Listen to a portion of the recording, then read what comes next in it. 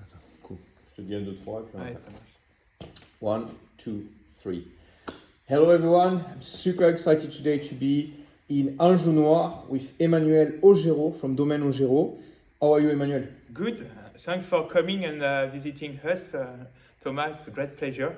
Pleasure to be here. I wish it was not as rainy. It's been interesting visiting the vineyards. We are Bit wet. but we are in a good place, and we already had a few sips of delicious wines, so things feels good. Emmanuel, can you tell us a bit more about your history, your family? Where are we? What's Ogereau all about? Yes, so we are here in Saint-Lambert, in the heart of Anjou Noir. So this is the black side of Anjou, the west part of Anjou. And we are based on a mosaic of terroir coming from a very old mountains. It's a family estate, Domaine Ogereau.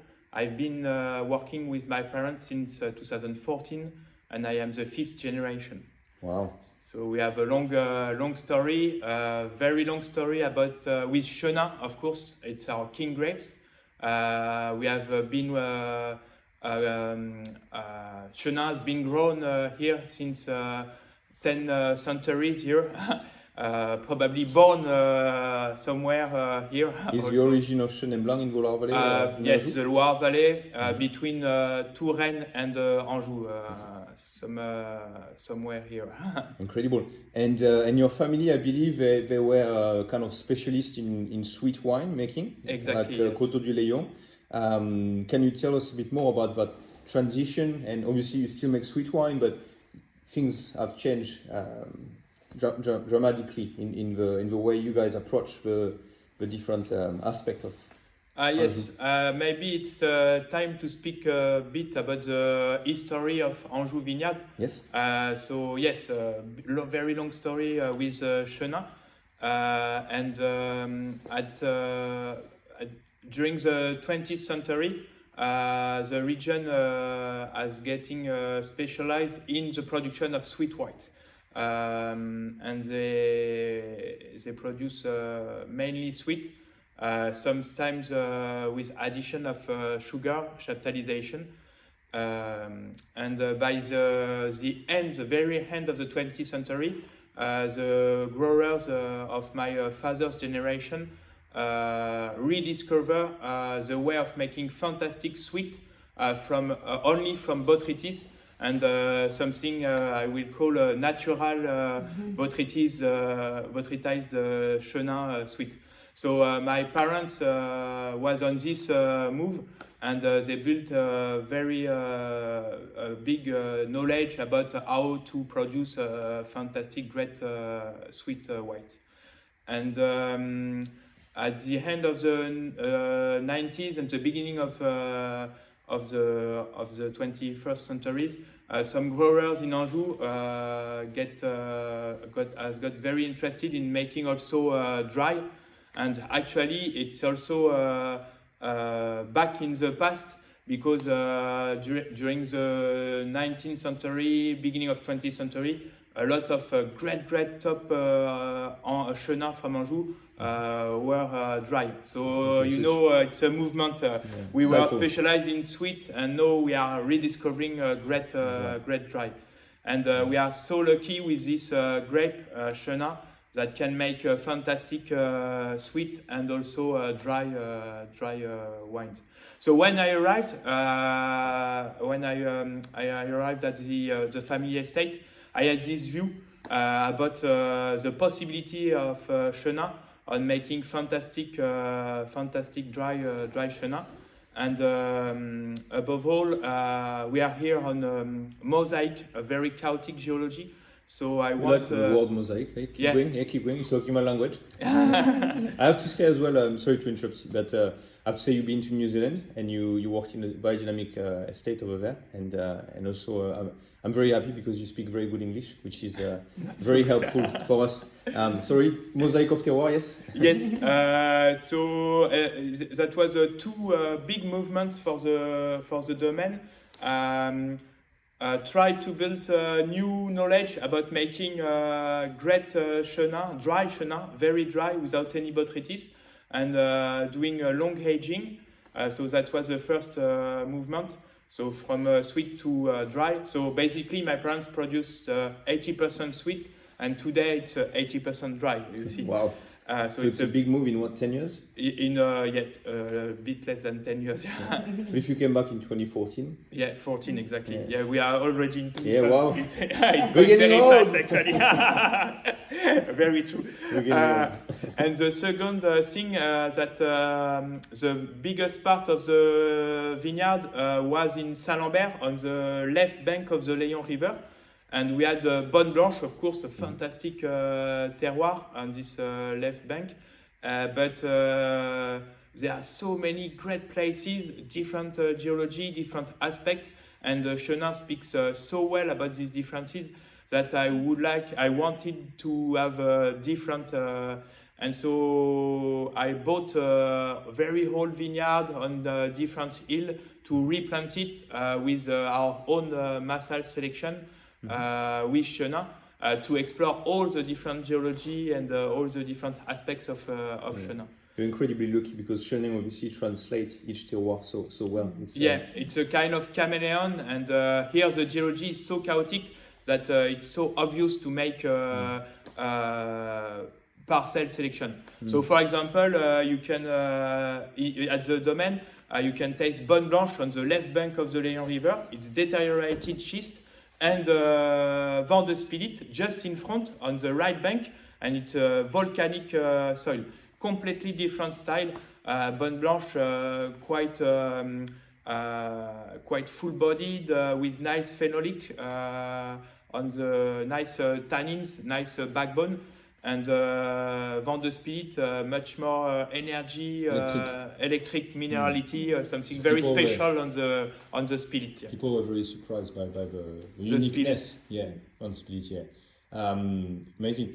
And can you tell us a bit more about? So you are also in Savenier, and you have a single vineyard over there as well. Can you tell us a bit more about Clos du Grand-Beaupré? Yes, sure. Clos du Grand-Beaupré, it's the historic parcel selection of the Domaine. My parents had the opportunity to have some vineyards there at the beginning of the 2000. So it's also the beginning of the story of a great Chenin Blanc for the estate, because by doing Savenier, they understood the Chenin a little bit different about the dry, and that's possibility to make fantastic wine in Anjou Noir without botrytis. But Clos du Grand-Beaupré, it's located on the top of the Épiré Hill. So at the foot of a windmill, we are just up to Roche-aux-Moines terroir. And it's schist and wind-blown sand coming from the wind on the past. And yes, it's a very beautiful place. And in this place, we have also sandstone vein. Sandstone, I was going to ask you about sandstone because it's something you like as well quite a lot for your wines. Yes. Tell us more. Why do you like this type of soil for your wine? Sandstone, it's lots of texture in the mouth, but without not so bitter as a schist. So it's a different, but lots of deep in the mouth. Would you say it's like fleshy and soft? Like yes, exactly. Fleshy but airy at the finish. Maybe. It's like amazing. And also we love Savenier. It's a fascinating appellation. It's very tiny, only 150 hectares. Basically 3 hills falling down to the Loire River. It's the unique vineyard on the right bank of the Loire this time. And so we are lucky to have replanted also a new vineyard, Les Gleuries, Les Mauriers, Les Murailles, on the west part of the appellation also. Incredible. It's kind of like going in Alsace. There's just so many styles of wine, so many different terroirs. I would like to talk about sweet wines, and then we can talk about red. Tell us about Coteaux du Léon, Grand Cru Quart de Chaume. Tell us everything. Yeah, Chenin is Chenin and Botrytis. It's a magic couple here in this place. So when we talk about Chenin, we talk about Botrytis. Botrytis is coming every year, and so the idea is to have pure Botrytis. So it's a big knowledge about how to do some different passes, different selection. To offer bright and very nice balance with sweet white. So we are so lucky in this region to have Chenin with this acidity to balance all the concentration of Botrytis. And also we are so lucky to have this terroir that can wearing very well the sweetness. Because of the bitterness of schist terroir mainly, and so yeah, Bonne Blanche. It's the beginning of the story for the estate with a top sweet white. My father replanted Bonne Blanche at the beginning of the 90s to make a fantastic sweet. So today we do the two styles, dry and sweet in this terroir. So you pick at different time? Yeah, and in different places in the same block also. How many times do you go in average? Is that like 2-3 times? Usually it's 4 different passes, but there's only the 3 first ones going to the top wine. Yeah. Wow. For Bonne Blanche, and the same for Quart de Chaume. So Quart de Chaume, La Martinière, we had this, we've got this vineyard in 2015, first time. Yes, so this time it's on the Grand Cru, the only Grand Cru of the Loire.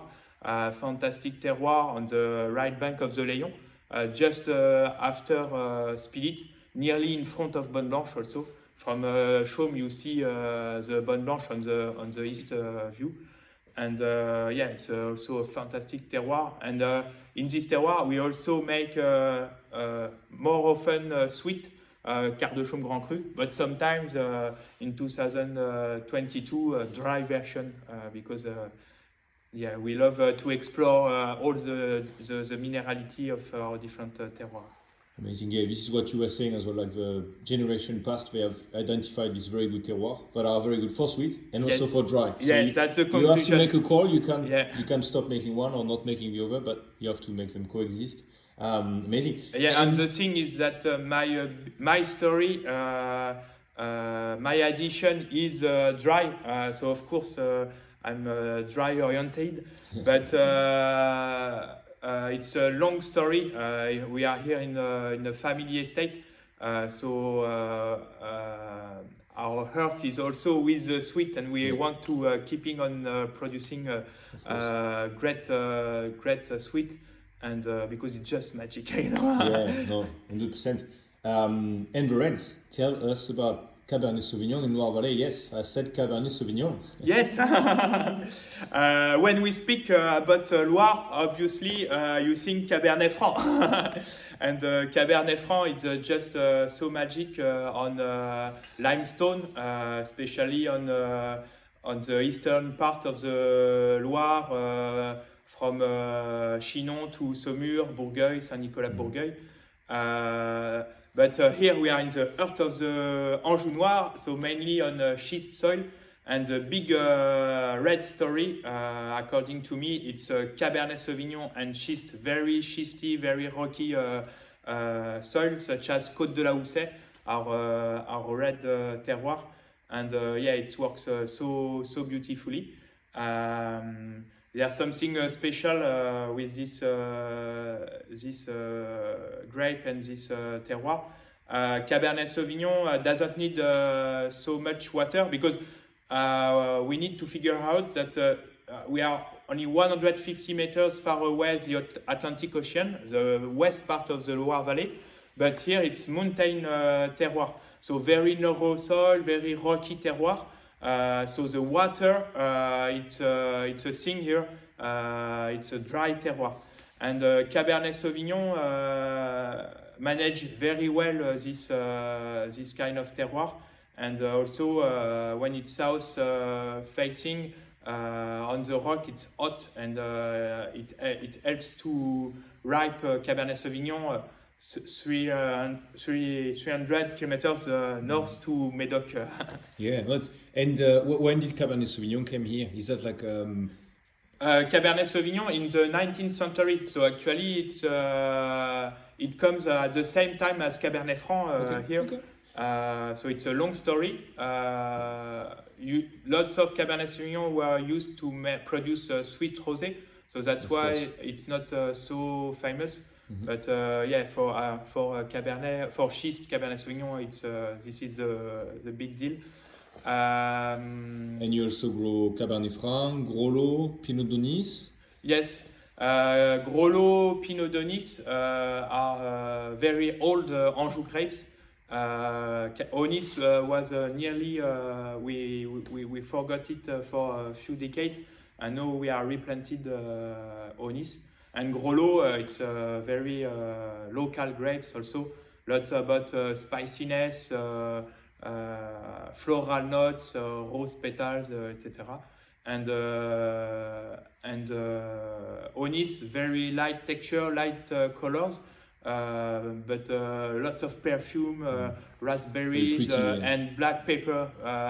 Not low alcohol sometimes as well. Low alcohol, which is quite interesting for red, easy to drink. Yes. Cool. I think we forgot to talk about biodynamic. Yes, of course. Biodynamic. So as you mentioned, my first experience was at Carrick with Francis Hutt in Central Otago. You didn't come to Australia to say hello to us. Yes. We have to fix that. You have to come, Emmanuel. Yes, exactly. Next time I won't forget. I will not forget. Pit stop in Australia. And yes, and so biodynamic. We had lots of great top growers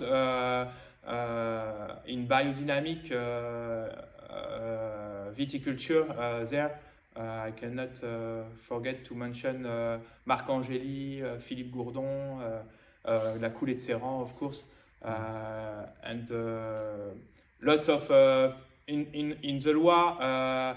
We are very lucky to have a good collective spirit between growers, and in all the Loire, my friends say, okay, you know to produce organic, but you have to think deeper in biodynamic. And I'm very interested in the relationship between people and the land, the landscape, the terroir, and biodynamic is very interesting in this for this year. So you'll be certified biodivine from the vintage 2023. 2024 will be our biodynamic vintage, but yes, we have started biodynamic practices in 2019. Wow. Yeah. Amazing. Cool. Emmanuel, thank you so much for taking the time to tell us everything about Domaine Ogereau, and we hope we will see you soon in Australia. Yeah, see you there. Thank you. Bye.